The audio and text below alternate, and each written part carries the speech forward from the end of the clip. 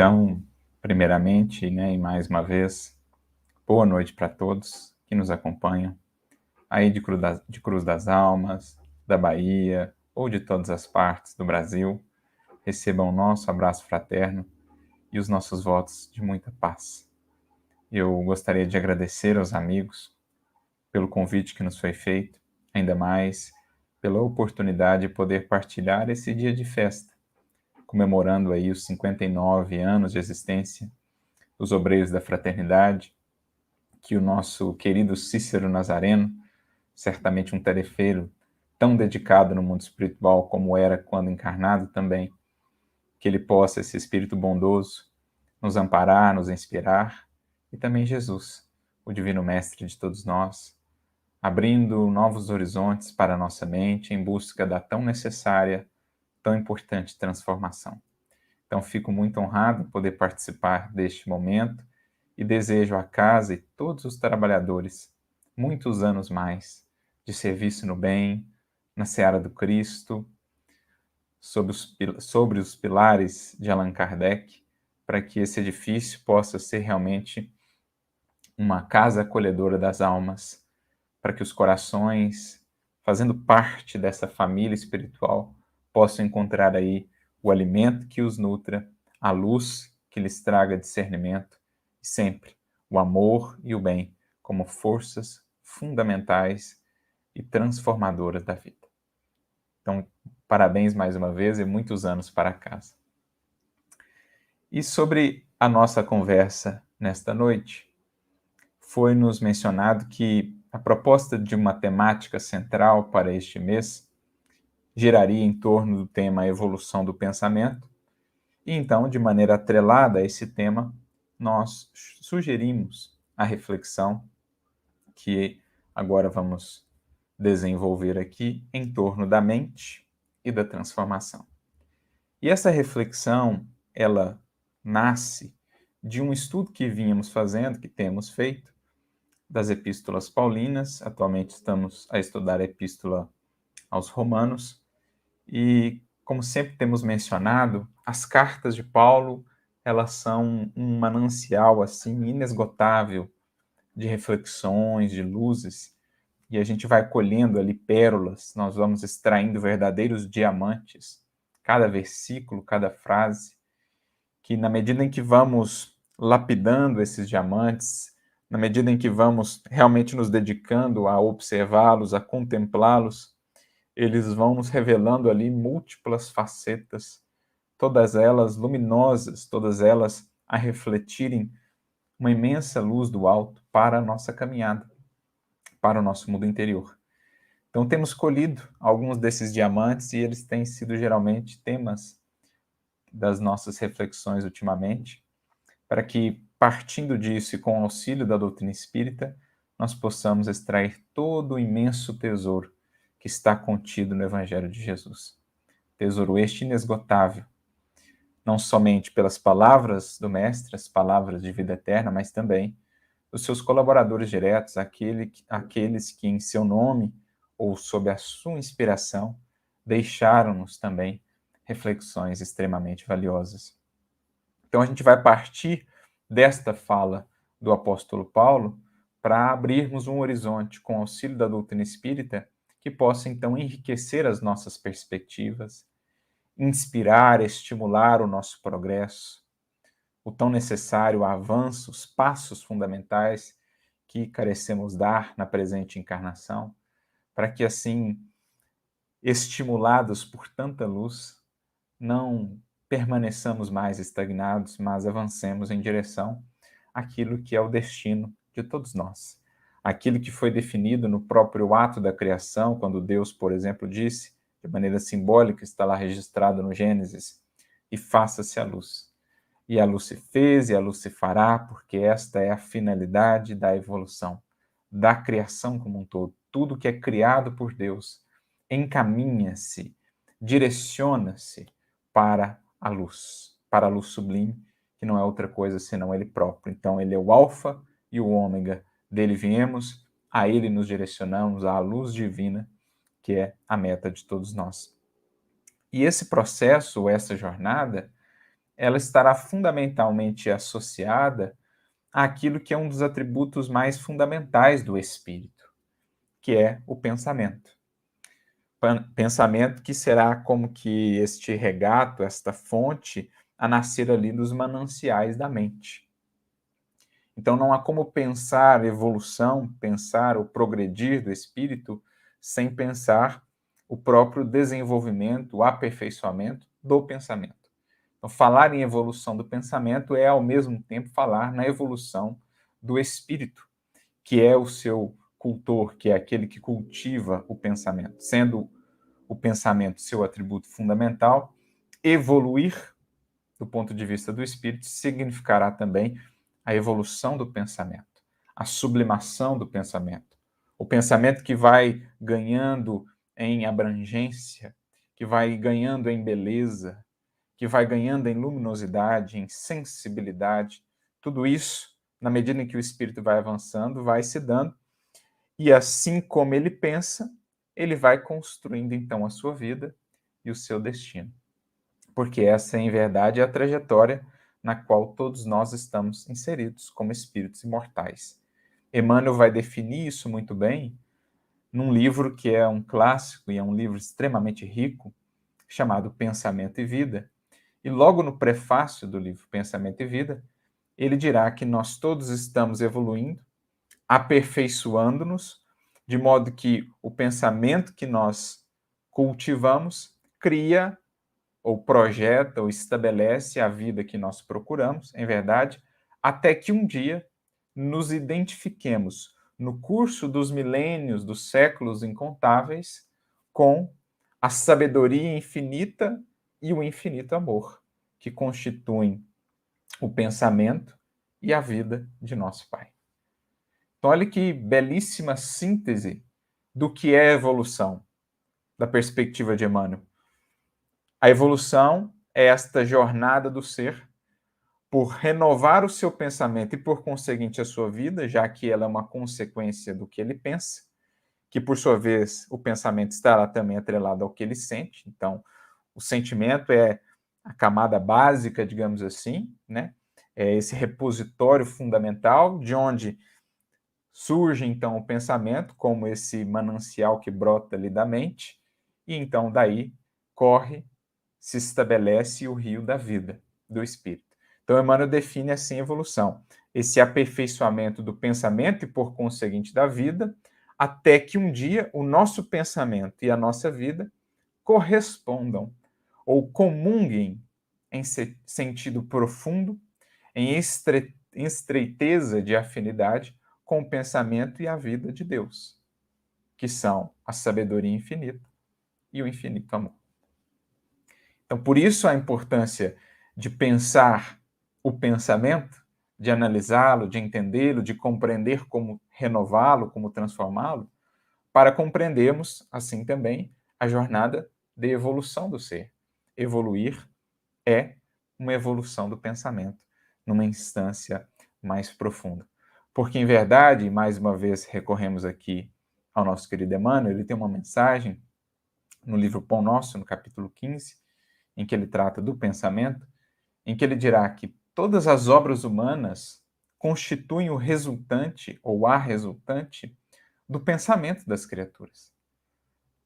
O mal e o bem, o feio e o belo viveram, antes de tudo, na fonte mental que lhes deu origem, em que nasceram nos movimentos incessantes da vida.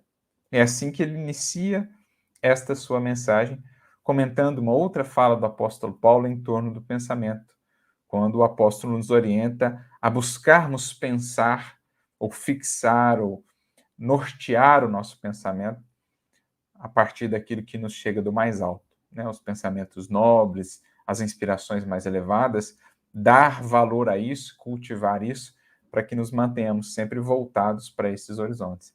Então ele define que tudo o que nós realizamos, em verdade, ao longo do processo evolutivo, seja neste orbe, seja em outros orbes pelos quais já passamos ou viremos a passar, tudo que é obra do ser, um dia existiu antes, né, no seu pensamento.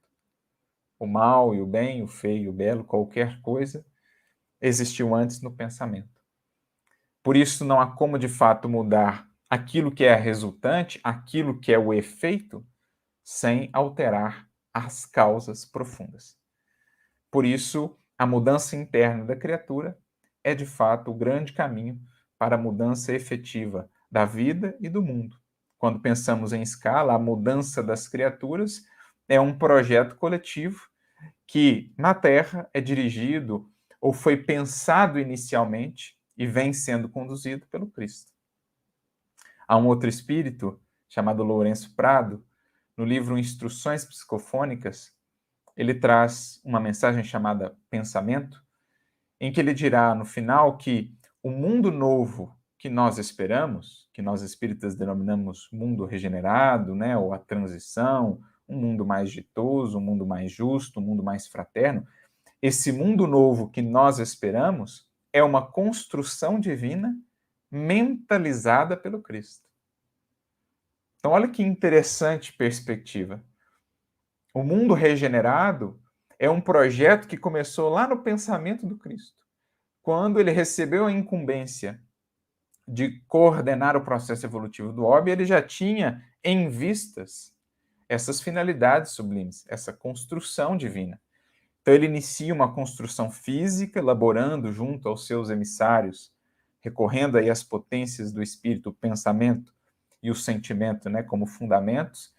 Ele vem, inicia uma construção material, física mesmo, do orbe, mas a grande construção que ele vem desenvolvendo desde há muito é uma construção espiritual, a construção desse mundo novo, que será regido por novos valores, não tanto mais o egoísmo, o orgulho, a vaidade, que vão cedendo espaço para abrirem campo, enfim, para os paradigmas do Evangelho, a humildade, a indulgência, o perdão, a caridade, que aos poucos vão realmente se consolidando como os pilares desse mundo novo. Mas esse é um projeto que inicia na mente do Cristo, mentalizado pelo Cristo. Mente essa que, em verdade, está conectada à mente divina. Reflete o pensamento divino. E aí, naturalmente, ao longo dos séculos, Jesus vem congregando outros corações e outras mentes que, pela sua transformação, vão se fazendo mais aptas a colaborarem com ele. Mentes que vão entrando em sintonias mais elevadas, acessando então esse programa que nasce na mente do Cristo e vão se tornando artífices do mundo dessa transformação. Primeiro, porque compreendem a necessidade essencial da transformação de si mesmos. Então, em contato com a mente do Cristo, com o pensamento do Cristo por meio do Evangelho, vão aos poucos incorporando aqueles valores, sua mente vai mudando de faixa, mudando de frequência, de operação, de sintonia, os valores vão se alterando e, por conseguinte, com a mudança de pensamento, o indivíduo vai se transformando.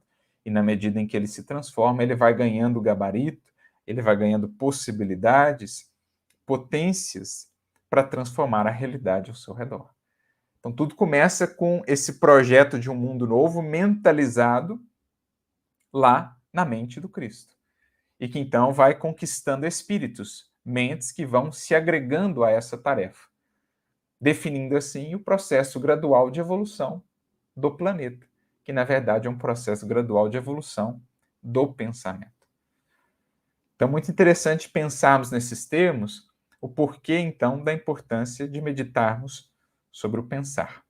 E por isso vamos recorrer aqui ao versículo que nós mencionamos, do apóstolo Paulo, que vai estar, obviamente, relacionado com esse tema.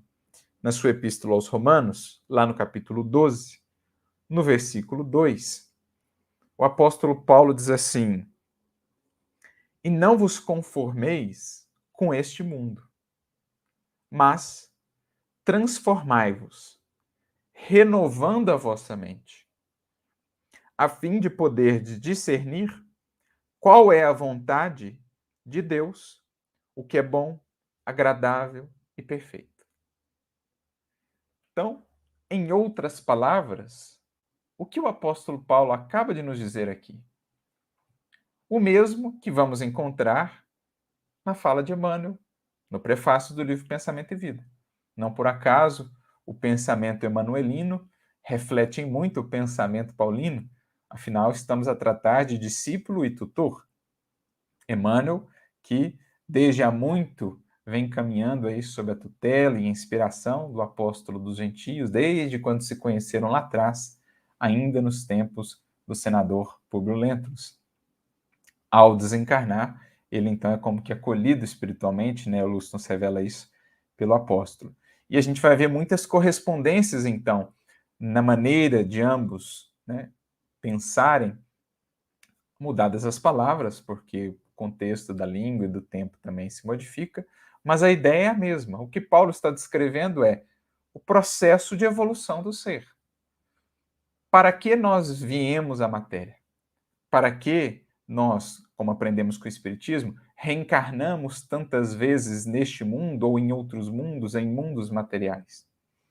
Não certamente para nos conformarmos àquele mundo, isto é, não certamente para operarmos apenas com os padrões transitórios, limitados e muitas vezes imperfeitos daquele mundo.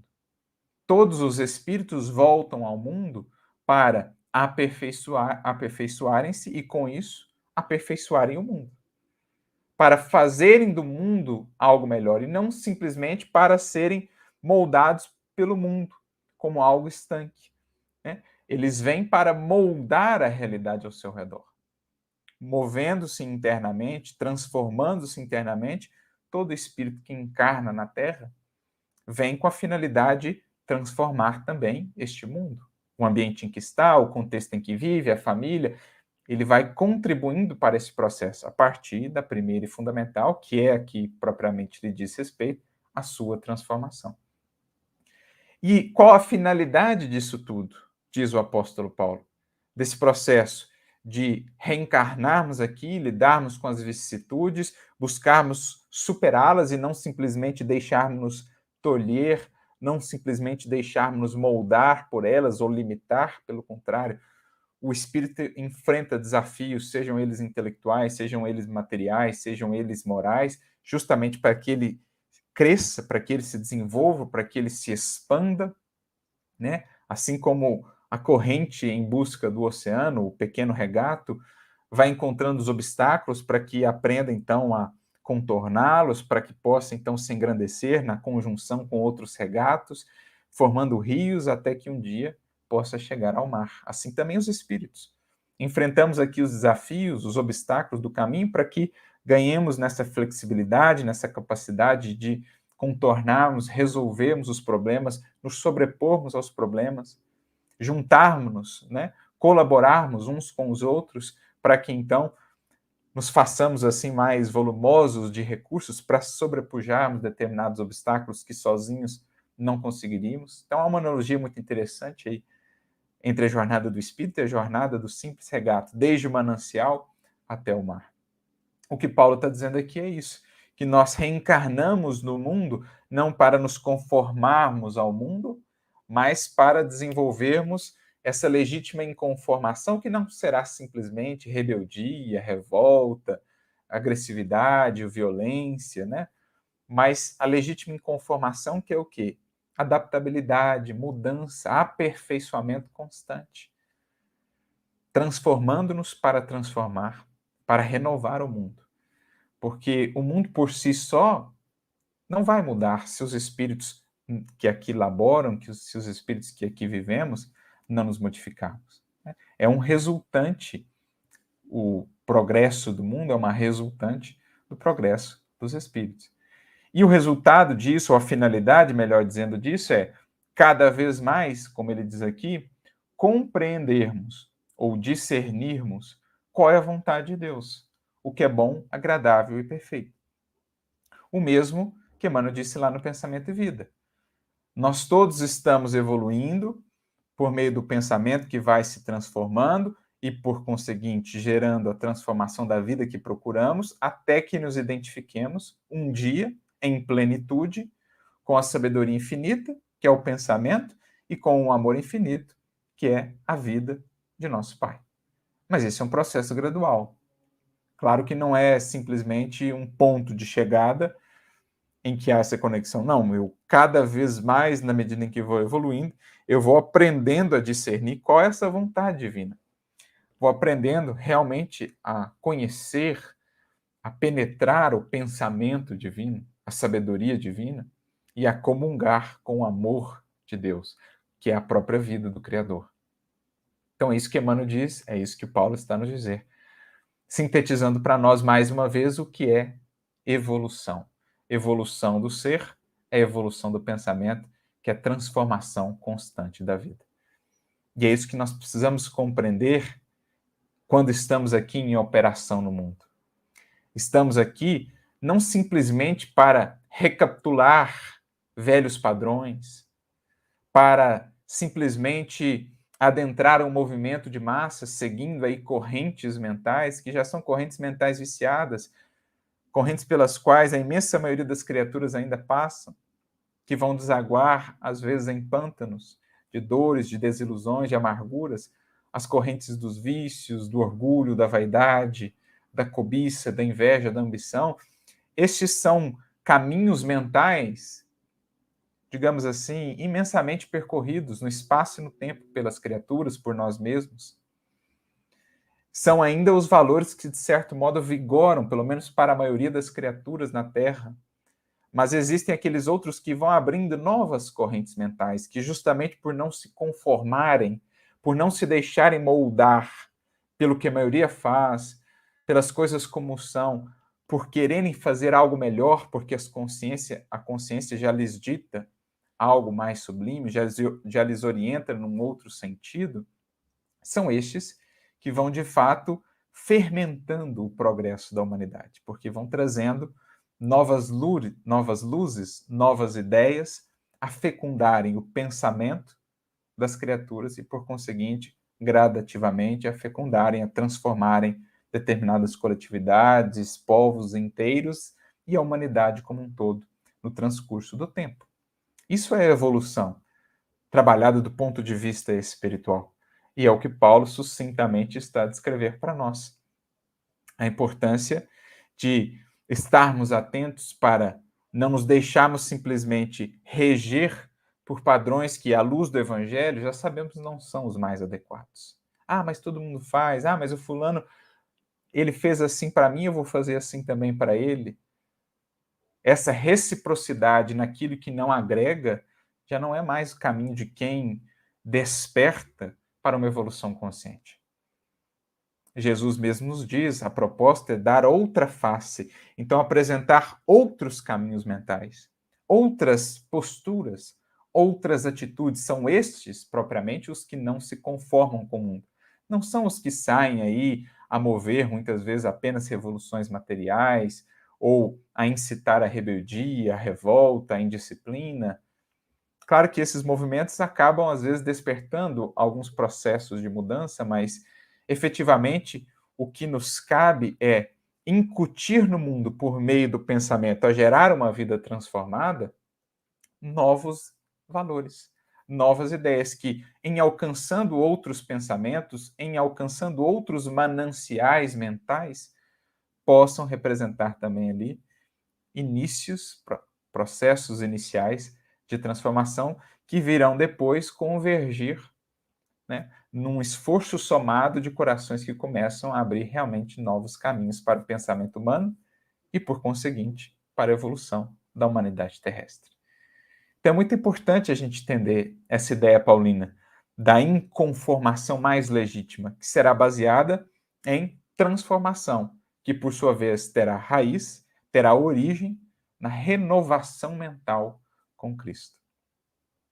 O próprio Emmanuel tem uma mensagem chamada A Ideia, que se encontra uma das duas obras, ou no Instruções Psicofônicas, ou no Voz do Grande Além. Me foge agora em qual das duas especificamente estará, mas ele vai definir assim o Evangelho como um conjunto de ideias sublimadas, né, de ideias extremamente elevadas e luminosas que o Cristo trouxe, então, dos planos elevados para o plano das criaturas. E na medida que essas sementes, essas ideias sublimadas que compõem o Evangelho vão sendo por nós acolhidas no campo mental, esse campo mental passa a dar origem a novos frutos, que é aquilo que nós traduzimos propriamente para a vida. É o nosso contributo para aquele projeto do mundo novo que se inicia na mente do Cristo. E que ele vai, então, congregando, né, corações e consciências que vão despertando para essa tarefa. Isso me faz recordar de uma mensagem do nosso querido André Luiz, que se encontra no livro Doutrina e Aplicação, lá no capítulo 20, chamada Segundo Pensarmos.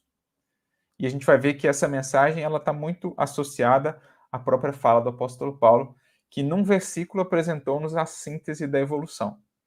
Cada espírito vem ao mundo, lida com os contrastes, com as inconsistências, digamos assim, do mundo, com os desafios do mundo, não para se conformar a eles, mas para crescer diante deles, os toma como estímulos de crescimento. As lutas morais, as lutas materiais vão desenvolvendo ou levando ao progresso intelectual e moral, como Kardec vai trabalhar para nós no Livro dos Espíritos, ou no Evangelho segundo o Espiritismo, quando fala da importância do trabalho, quando fala das vicissitudes.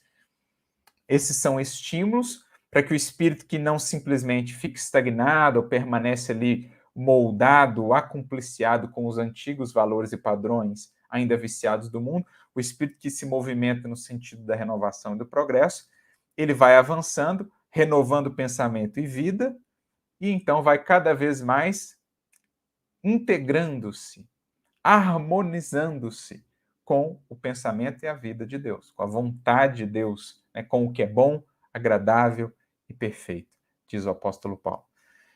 Então, esta é a jornada em que estamos inseridos. Mente renovada a gerar transformação em nós e ao nosso redor. E aí o André Luiz, nessa mensagem, capítulo 20, intitulada Segundo Pensarmos, ele começa assim: cada consciência é um centro gerador de forças no movimento universal, cuja direção depende de si mesma. Então, cada consciência, cada mente é um centro gerador de forças. E tudo isso, no universo infinito, está em constante interação, em movimento incessante de trocas. Mais uma vez, lembrando Emmanuel, no livro Pensamento e Vida, ele tem um capítulo muito interessante em que ele fala da cooperação e ele define o universo como sendo, né, da glória divina às balizas subatômicas. Todo o universo, toda a criação pode ser definida como um conjunto de vidas que se entrosam na grande vida. Aqui, né, fazendo a adaptação como um conjunto de mentes, de núcleos aí criadores, de centros geradores de vida, de estímulos, que se entrosam na grande mente divina. Pensar é criar. Tudo que existe, tudo que foi criado pelos seres, existiu antes no pensamento de cada ser. Até mesmo quando pensamos do ente supremo, no Criador, a criação existiu antes no pensar divino. E aí existem seres de tal modo já associados a esse pensamento divino, comungando com o pensamento divino, que captam isso e são como que realizadores desse pensamento. É o que André Luiz vai definir como cocriação em plano maior. Mas nós somos co-criadores em plano menor, porque também estamos recebendo esses influxos. Ora, nos sintonizamos com o mais alto e somos capazes de co-criar em plano menor aquilo que é bom, aquilo que é belo, aquilo que é útil. Ora, sintonizamos ainda com os planos inferiores e co-criamos aquilo que é sombrio, aquilo que é infeliz, aquilo que gerará angústia. Estamos a todo momento criando, porque recebemos estímulos e projetamos isso na nossa ação, mas também por meio da nossa ação ou do que pensamos, estamos gerando estímulos em outros. Por isso, Emmanuel define a mente como espelho da vida, no livro Pensamento e Vida, porque conforme a direção para a qual nós voltamos a mente, é aquilo que nós vamos mais captando, recebendo de estímulos e recursos, que vai se traduzir na nossa ação. Se uma ação mais luminosa, mais feliz, ou uma ação menos feliz, mais ainda voltada para as sombras, a depender de para onde voltamos mais corriqueiramente o espelho da mente. Mas, ao mesmo tempo que recebemos reflexos, projeções, também projetamos, também influenciamos outras mentes. Então, tudo isso está integrado, cada centro gerador desse, intercomunicando-se ali com os que estão ao seu redor, encarnados ou desencarnados, com as fontes superiores da vida, né, as grandes mentes que atuam em nome do Criador, e o próprio Criador a inspirar todos os seres que o vão buscando, né, por meio da sintonia adequada, na prece, no trabalho do bem, e assim sucessivamente. Então, pensar é criar. O destino recebe a forma que lhe impusermos, à maneira do vaso que exprime a imaginação do oleiro. Então, olha o símbolo bonito que André Luiz usa aqui. O símbolo do oleiro, que vai dando forma à argila. Então, imaginemos o vaso como sendo o nosso destino. E o pensamento ali é o oleiro, né? O pensamento, a representar o atributo fundamental do espírito, é o que vai dando forma ao destino. Então, nós somos os artífices da nossa imortalidade, como dirá o Espírito de Verdade em O Evangelho segundo o Espiritismo. De acordo com a forma que escolhermos como referencial, assim será o nosso destino. Se a nossa mente, se o nosso pensamento está ainda muito voltado para as formas viciosas, para as formas imperfeitas, para as formas menos dignas, né, os antigos padrões, os antigos vícios, assim será o nosso destino, a vida que formos encontrando. Um vaso imperfeito, um vaso quebradiço. Mas se já tomarmos como forma de referência o Cristo, o modelo por excelência, o Evangelho que nos foi dado como esse guia, e nos conformarmos então ao Cristo, eis então que o nosso destino será expansão, será luminosidade, será plenitude. É essa ideia que o apóstolo trabalha quando utiliza o verbo conformar. Que forma eu estou buscando dar ao meu destino? Eu estou buscando mensurar a minha vida, tendo por referência os moldes do mundo? Porque quem se conformar aos moldes do mundo não estará produzindo um vaso embelezado, um vaso, né, realmente belo, um ornamento, uma obra de arte, mas quem buscar se conformar aos moldes do Cristo, este sim estará alcançando vida nova, vida abundante, transformação. Então Paulo diz: não vos conformeis a este mundo, mas em outros momentos ele dirá: conformemo-nos ao Cristo. Então, uma questão de mudar os moldes, as referências. A partir do momento que o meu pensamento ele trabalha com outros moldes de referência, então o vaso que eu vou produzindo, isto é o destino, a vida, vai refletir aquilo que é o molde que eu tomei por referência para o meu pensamento. Da importância de enriquecer a mente, o pensamento, com as luzes do Evangelho, que define para nós, que delineia para nós o molde, o modelo, que é o Cristo. Os que conformarem-se a ele estarão cada vez mais realmente alcançando aquilo que lhes está destinado, em termos de plenitude, de felicidade e paz.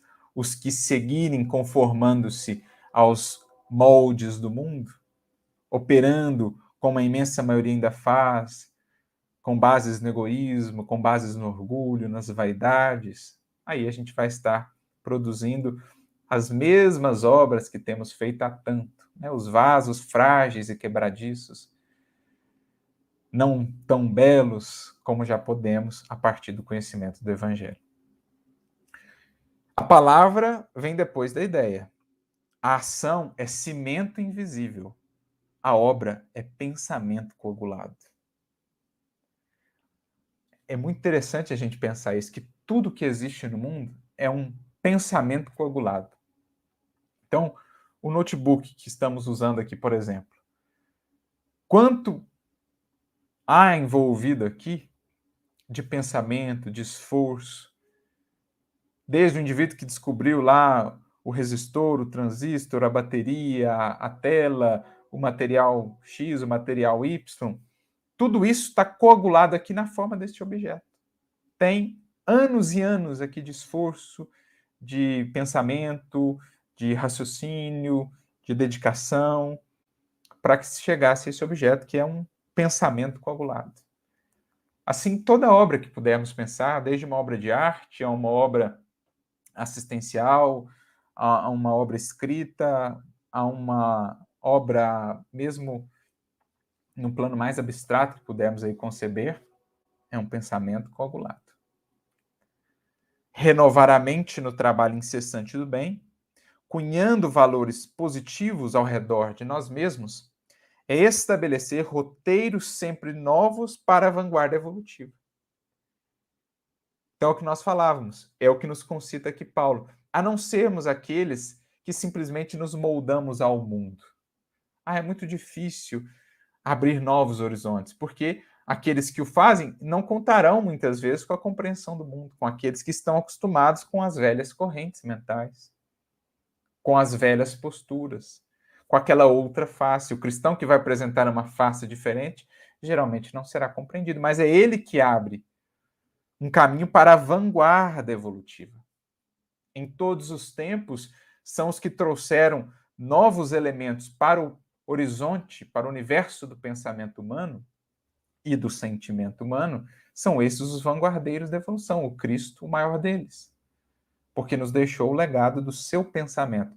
Quando falamos pensamento aqui, englobemos sempre o sentimento, que está na base, no fundamento do próprio pensamento, né?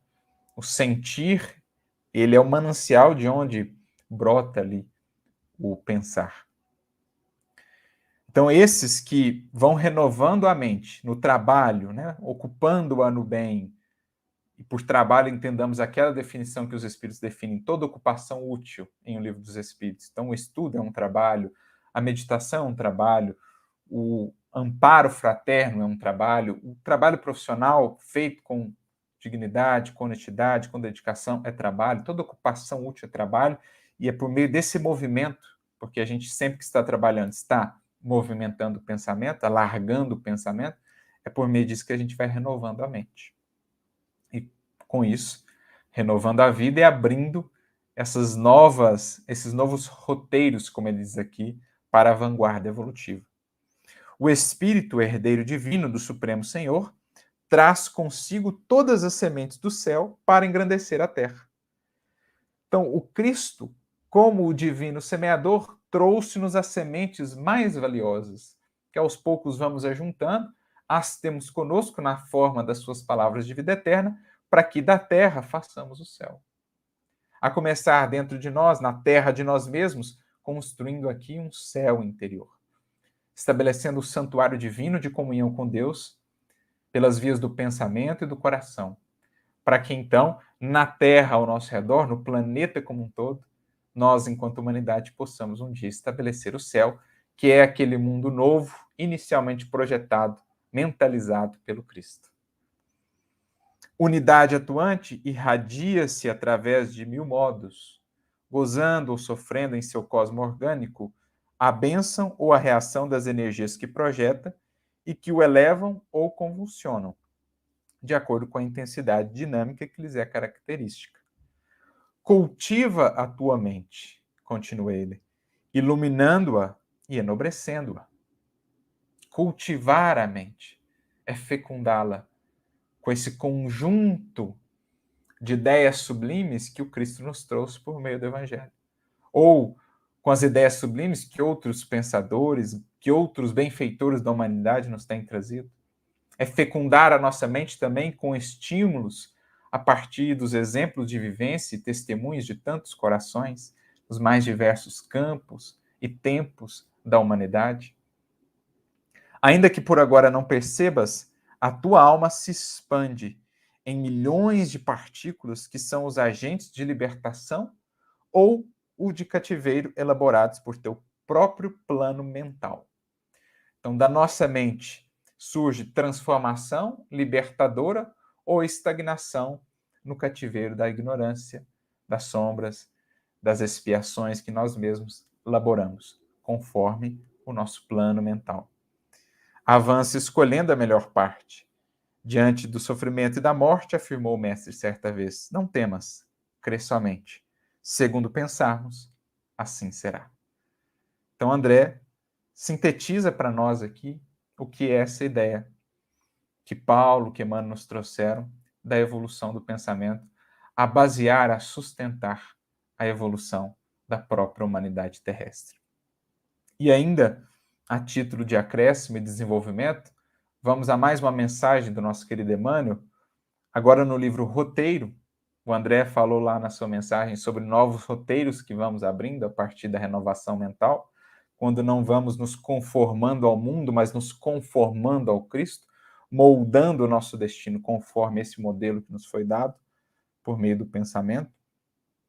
Então, ante a vida mental, no livro Roteiro, é o capítulo 25, em determinado momento, Emmanuel vai dizer assim: a mente é manancial vivo de energias criadoras. Então, a mente é um manancial vivo, de onde está constantemente brotando ali, de onde estão constantemente brotando energias criadoras, para o bem ou para o mal, energias libertadoras ou energias que haverão de nos prender, a depender da natureza, da direção, do sentido dessas energias, né? O pensamento é substância, continua ele, coisa mensurável. Encarnados ou desencarnados que povoamos o planeta, dirá ele, o fazemos na condição de habitantes de um imenso palácio que tem vários andares. Estamos em posições diversas a depender da sintonia e da frequência em que nós mais comumente elaboramos. Pensamentos esses que se repelem ou se combinam, como nós falamos, todos esses centros geradores estão em movimento incessante de trocas, imersos, que todos estamos também, na grande mente divina. E aí, mais adiante ele continua, correspondem-se as ideias segundo o tipo em que se expressam, projetando raios de força que alimentam ou deprimem, sublimam ou arruinam, integram ou desintegram, arrojados sutilmente do campo das causas para a região dos efeitos. Então, a mente é o campo das causas. Dela, nós arrojamos o pensamento para a região dos efeitos, gerando transformação ou estagnação, impulso evolutivo ou, digamos assim, fixação que nos mantém estagnados, a depender do tipo que geralmente habita esse nosso plano mental, o tipo de ideias, o tipo de valores, né, com que vamos compondo aí o nosso molde de existência. A imaginação não é um país de névoa, de criações vagas e incertas. É fonte de vitalidade, energia, movimento. Então, o que há aí dentro, aquilo que você pensa, aquilo que compõe o universo do seu pensar, não é uma coisa assim puramente abstrata, não é uma coisa assim que está só aí contigo no seu plano íntimo. Na verdade, é algo que está alcançando pessoas ao seu redor, é algo que está moldando uma realidade ao seu redor, é algo que você está arrojando do plano das causas para a região dos efeitos. E enquanto não buscarmos sinceramente, mais do que mudanças de superfície, mudanças nesse plano íntimo, a renovar pensamentos pelo esforço no bem, pelo sacrifício, pelo estudo, pelo compromisso, né, despertando aí de fato a vontade, enquanto não o fizermos, estaremos apenas, digamos assim, dourando, né, colocando ali uma falsa película dourada em torno daquilo que de fato nós somos. É preciso alcançar esses fundamentos, porque é aí que está a fonte da vitalidade, da energia e do movimento, a mente. A capacidade de pensar, de criar, de imaginar do espírito. O idealismo operante, a fé construtiva, o sonho que age, são os pilares de todas as realizações. Veja o detalhe que ele coloca. Sonho que age. O André Luiz tem uma outra mensagem em que ele diz: é perigoso guardar a cabeça repleta de sonhos e as mãos vazias. Porque isso aqui é muito importante, o pensar, o universo do pensamento, mas é preciso que ele também seja dinamizado, coagulado no mundo por meio das mãos, por meio da palavra, por meio daquilo que de fato realizamos. Mas tudo começa nisso, no idealismo operante. Então, o pensamento que se ilumina e que se preenche de ideais, a fé a representar sintonia sublimada com os espíritos mais elevados, com o próprio Criador e a sua lei, os sonhos mais nobres que vão sendo por nós trazidos ao plano da ação, todos os pilares da transformação aí se encontram. E aí ele vai encaminhando-se para a conclusão: quem mais pensa, dando corpo ao que idealiza, mais apto se faz à recepção das correntes mentais dos invisíveis nas obras do bem ou do mal. Então, quanto mais nós laboramos o pensar, quanto mais ativo é este manancial da mente, mais a gente consegue acolher, né, as ideias para o bem ou para o mal, conforme aquilo em que mais temos laborado, né? Se no bem ou se no mal, se na luz ou se na sombra. E em razão dessa lei que preside a vida cósmica, quantos se adaptarem ao reto pensamento e à ação enobrecedora, se fazem preciosos canais da energia divina, a qual, em efusão constante, banha a humanidade em todos os ângulos do globo, buscando as almas evoluídas e dedicadas ao serviço de santificação, convertendo-as em médiums ou instrumentos vivos de sua exteriorização para benefício das criaturas e erguimento da terra ao concerto dos mundos de alegria celestial. Então, em verdade, o que espera de nós o Cristo, o que espera de nós o mais alto, que sejamos cada vez mais essas mentes em exercício, em movimento, a nos alinharmos com o reto pensamento e a ação enobrecedora, porque então estaremos na condição, ou nos capacitaremos para sermos instrumentos, médiums, por meio dos quais a própria energia divina, o pensamento divino a banhar a humanidade inteira, poderá se exteriorizar, erguendo a nós próprios, aos corações ao nosso redor e à própria terra no transcurso do tempo para as regiões da alegria celestial. É este o processo, amigos. É este o convite que nos está posto. Os mananciais nos foram apresentados inesgotáveis no Evangelho de Jesus. Quem deles bebe dessa fonte se dessedenta, não lhe faltarão recursos para fazer também do manancial da sua mente uma fonte de transformação para si, para o seu destino e para a vida e o mundo ao seu redor. Não nos conformemos com este mundo, mas, como diz o apóstolo Paulo, transformemo-nos pela renovação da nossa mente, para que Deus cada vez mais encontre em nós um instrumento para a exteriorização do reino dos céus na terra de nós mesmos e na terra em que por ora pisamos. Que Jesus nos abençoe a todos, muita luz, muita paz, sempre.